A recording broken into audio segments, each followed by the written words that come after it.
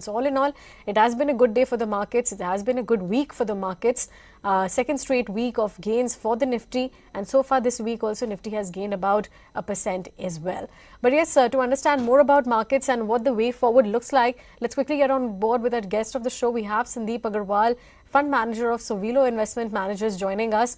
Sandip, just when the Indian IT was being blamed for missing out the AI boom, TCS has announced its AI plans and plans to build about 1 gigawatt data center.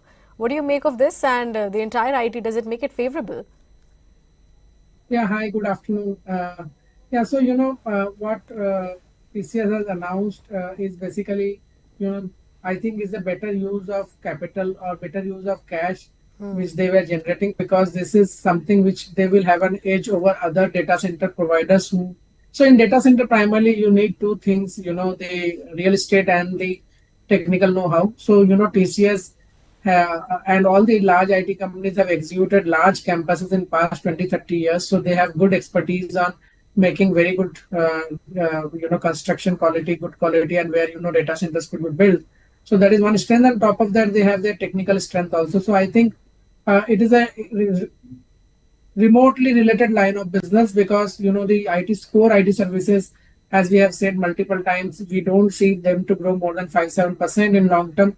And if there won't be growth, then you have only two choices in such a cash flowing business: either you return the cash or you invest in somewhere else where returns are good. So I think they have chosen the path to get some revenue growth from related line of business. And in long run, they can keep on buying some small companies for different apps and build on capabilities in that AI and try to move towards backward integration. I wouldn't say they will do backward integration, because backward integration will need a lot of investment in the GPU chips. I don't know whether they want to do that today. So I would say that it is better than distributing cash. That is the way we read. But yes, a large part of this sector is now matured, and I think is X growth. So that is the way we look at the sector. Okay, but what is the kind of growth that you're projecting for the IT sector in the upcoming quarters? Because we did see that TCS has reversed its, revenue decline that it saw in the past 3 quarters itself, and it's seen a modest revenue growth for this quarter. But for the upcoming quarters, does it speak well, or what are you projecting?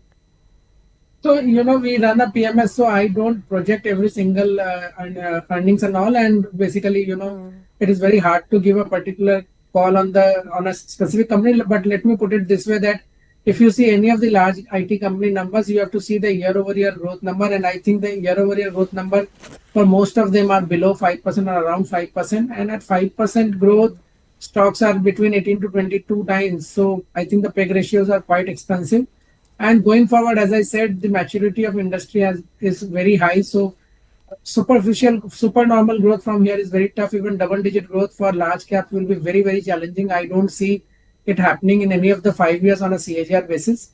So in my opinion, for that kind of growth, you have to start looking at what kind of multiples you can assign. So maybe dividend distribution model or some other model, you have to come out and see what kind of implied P multiple. In my view, the P multiple 16 to 18 times is where the stocks can trade in the long term. So we want growth stocks, so we generally don't look very eagerly on this kind of matured sectors. Okay, it's already matured sectors that you're talking about. But yes, Sandeep, let's get in your view on what are you finding value in this particular market? Because we've just kicked off the earnings season, but anything that you're watching out for from the September quarter? So, we are very positive for quite some time on the private bank side, and even some names in the PSU bank. The reason is simple, that I think the worst of the news on the lending cost is behind, and growth will also pick up at some point of time. And this space has not done well for now 2-3 years. So lot of things are in the price. We are very bullish, because once now growth is decent and more growth comes in, RBI has also done a lot of structural changes. They also have given good rate cuts. So we believe, growth is bound to come. It is a matter of time, and NPS won't surprise negatively. I think we are not expecting very big credit cost in upcoming quarters. So I think this is one sector where big re-rating can happen, and we are very, very positive on the whole banking space. But we obviously buy something which we like more. So we have preferences within that, both in private and public. But broadly, we love the banking space. We love the manufacturing space a lot. A whole capital goods space where you are building the ancillary machineries are our favorite. Then we also love the platform businesses because there is huge technology operating leverage which is happening, and I believe that all the companies are now turning profitable. So big growth for longer is there.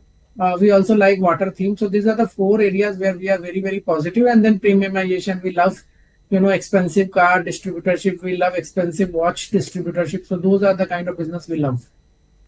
Okay, okay. Sandeep, coming back to your point about that you like banking space at this point of time, we did have some reports which indicated that the government has revised some rules for the appointment of whole-time directors. Basically, for SBI, there used to be four MDs from the PSU space. One particular MD can be from the private sector talent as well. So, does this add to the sentiment, or what are you making sense of it? No, I think, while the people who have been running for so long are very capable people and they have done a phenomenal job. You see the growth in earnings of SBI for last 3-4 years. It has been quite decent.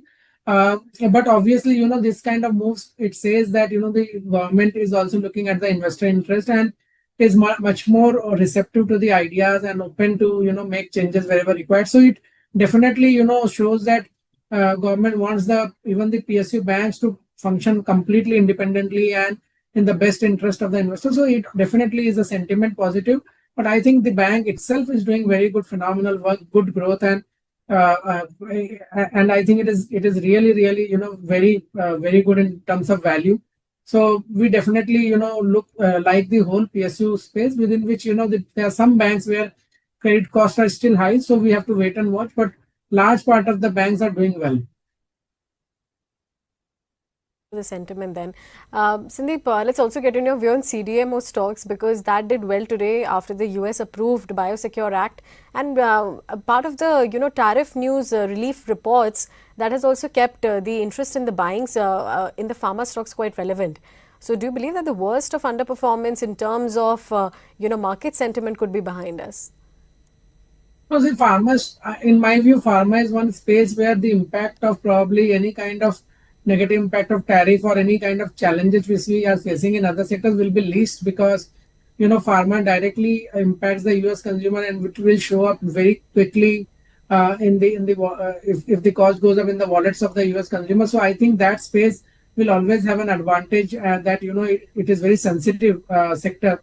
So I don't see big negative in that sector coming in, and CDMO is a very, very thematic thing.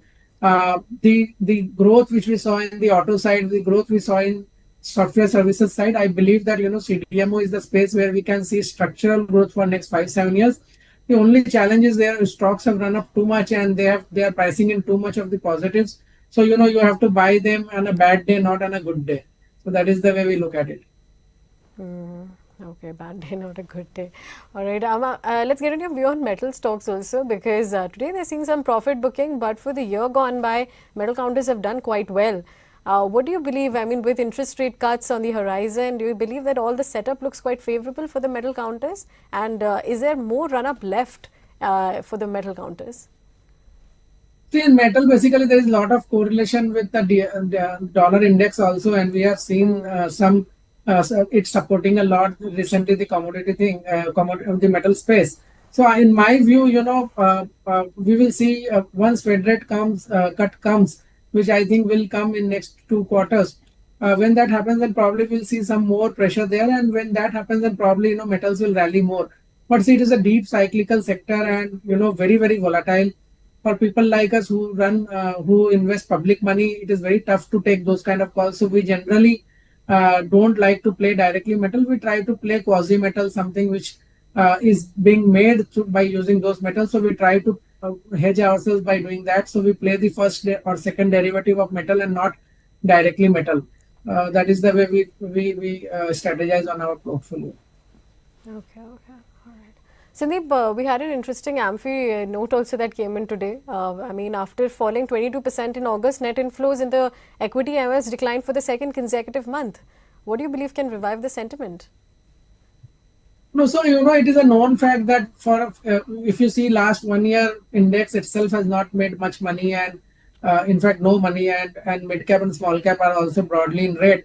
So whenever, for a long period of time, markets don't give return, we have seen that, investors starts rethinking for the discretionary allocation, although SIPs generally, we don't see much people stopping, but obviously the incremental SIPs do reduce, and all those things we have seen in the past also. So markets, until markets, starts giving some return, that money may not come very aggressively. But at the same time, I would also suggest to look at the overall money which is coming. So you have to also add the money which would have come in the gold and silver ETF.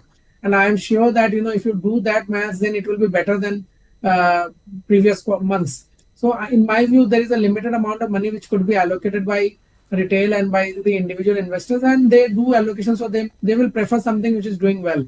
So, gold and silver has been doing well for quite some time. So obviously their bias will be there. And so they will allocate something from, their equity portion to the metal portion, the precious metal part.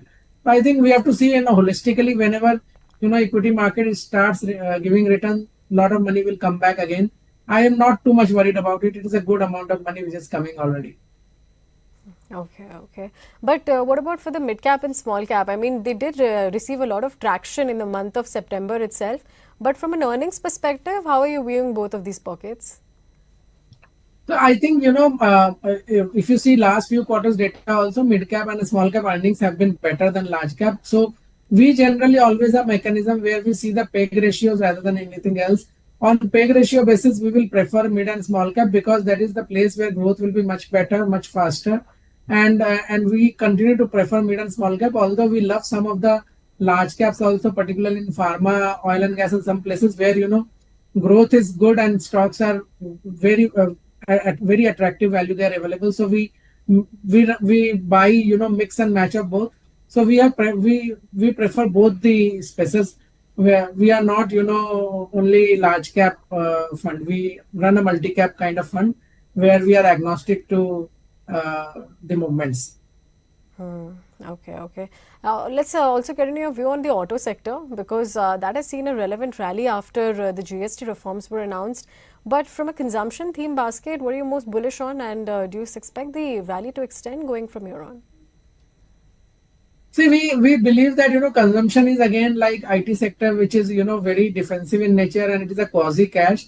We generally don't want to be in those sectors because structurally, I believe that, if you see, our population growth rate is consistently falling, and also, so because of that, the volume growth will be very limited going forward.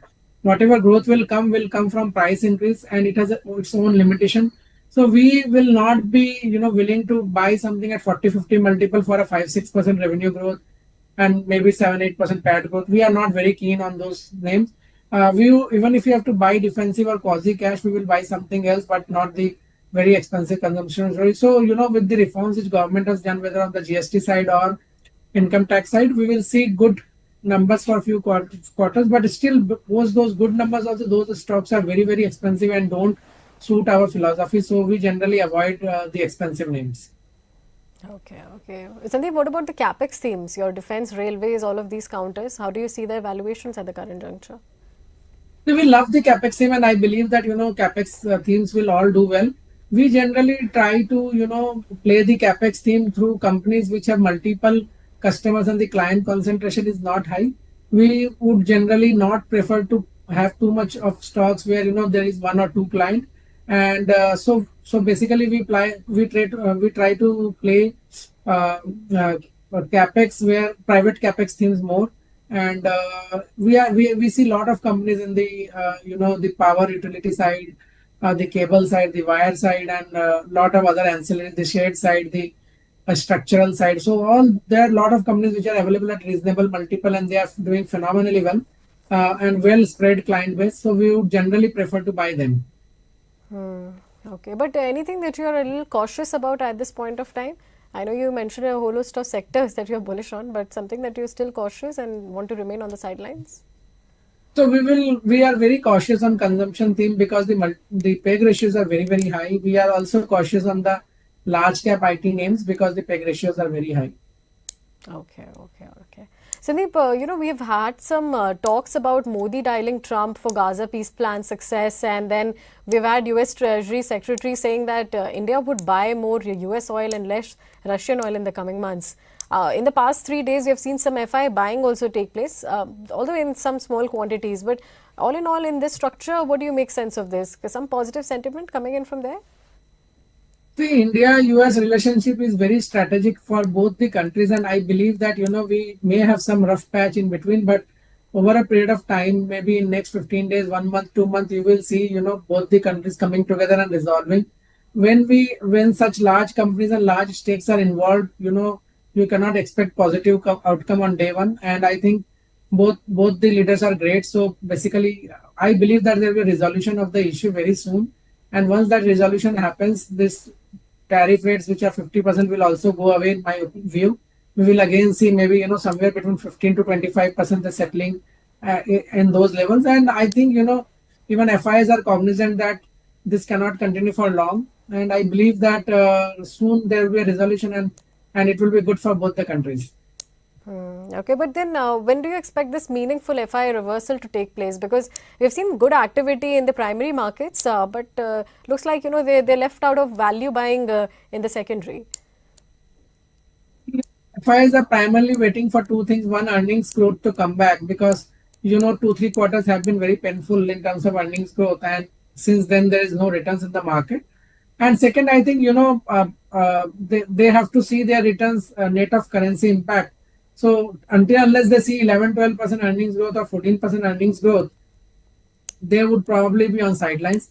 But I think we have massively underperformed the emerging market basket. So sooner or later, money will chase markets which have underperformed, and we will be biggest beneficiary of that. Okay, so does this mean that for a medium-term investor, it's time that they can rest their bets on gold ETFs or silver ETFs, and for that matter, even IPOs? So as a portfolio manager, I will say to have all the asset classes based on your risk appetite and have some portion of everything. We generally never recommend to buy only one asset class, because at different point of time, different asset classes do well. So when you run a mixed portfolio, you will always see every year something would do good for you on overall portfolio basis, and we ourselves believe in that. And I also invest my own money in the same fashion. So I would always recommend to not go all in one particular asset class. Have a mixed portfolio of all the asset classes. Depending on your age profile and your risk appetite, you can obviously have more and less weightage in one versus the other. Okay. But with Nifty embarking with this 25,300 mark, when do you expect Nifty to once again reach all that all-time highs? Because we're expecting earnings to reverse from third quarter and fourth quarter onwards. So does this mean that some buying would take place before the results have been announced, at least in January onwards? So we were very bullish that before September itself, Nifty should make new high because of the sharp cut which RBI gave on the interest rate and other things falling in place. And then this tariff suddenly came in at 50%. So because of that, we started facing some challenge. But I think now again things are falling in place. This GST cut is a very, very structural reform. So in my view, that may not be September, may not be October, but sometime next 1 or 2 months we should see Nifty going to the old level, because now earnings growth should also come. In this quarter, we are not expecting substantial jump in earnings growth, but at least the commentary will be very, very positive, and that will give clear indication that from next quarter onwards, we will see good growth. Okay. So does this mean that this would also mark the end of the earnings downgrades that we have seen? Because we're expecting single-digit growth, but last 2 quarters we have seen that there's a lot of pain, which when it comes to EPS upgrades as well. Do you believe that this quarter could mark the end of the most of the earnings downgrades across the sectors? So I believe at an overall Nifty level, we may not see much cut this quarter, maybe 1% or so. But within that, there will be some sectors where there could be deeper cut, because the analyst will always be and the management will always talk what the current situation is. And today's current situation is that there is 50% tariff on some of the sectors, so which are not under the exempt list. So basically, those are the places where both the analyst and the management will take a more cautious view. I think within the sectors, there will be some cuts here and there, but overall basis, I don't see sharp cut. I think the worst on the cut side is definitely behind. The guidance and outlook will look much better from this quarter. Okay, all right. That is what we need to watch out for. That is the guidance and the way forward as well. But with that, we have to let you go, Sandip. Thank you so much for your time and joining us. Thank you. Thank you so much. All right, let's take a quick check of the markets of